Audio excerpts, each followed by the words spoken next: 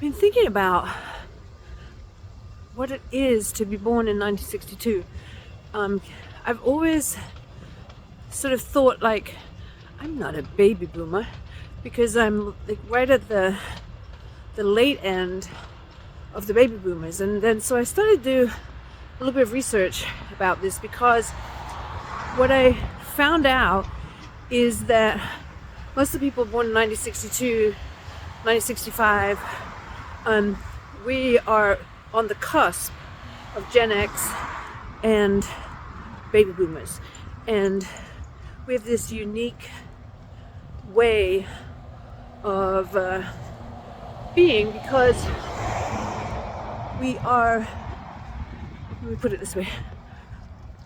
Well, I grew up in England, so my experience is different than those of you maybe who grew up in the United States at my age. But in England, I entered the workforce at a time where Mrs. Thatcher was in power, and there was a lot of austerity measures.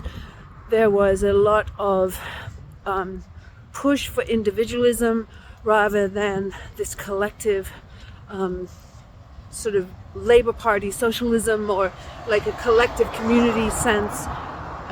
There was a dismantling of the National Health Service. There was a dismantling of the mining industry, and there was actually a really huge strike that took place.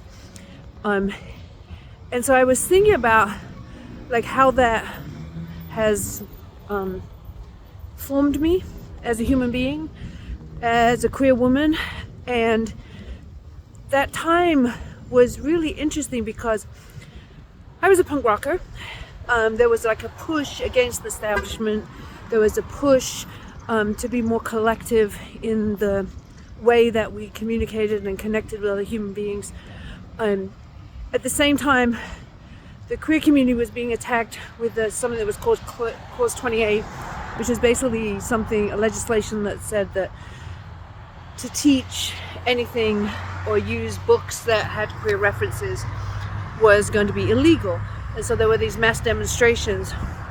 But what happened in that time was that the queer community and minors got together and started to support each other's causes. This is also the time of HIV and AIDS being like sort of on the forefront of a lot of the activism that was happening at that time. And so I was thinking about this, and that I think gives me this unique perspective of like what it is to be born in 1962, which makes me turning 64 this year, and really not being a Gen Xer and not being a boomer, but being on the cusp. And so in the research I did, like in England, we're sort of known as Thatcher's children. So people who were born and then got to experience Thatcher as they moved into the workforce. There was a lot of oil shortages, sort of history repeats itself, right? And then I also found out, like in America, it's called the Joneses cusp. So that was another sort of label given to a group or a generation. So you're not actually a baby boomer, you're not a Gen X, but we proudly sit on the cusp. And so I thought I might do a few videos that really talk about what are the unique experiences, what are the unique stories that us cuspers on the cusp of the Gen X and the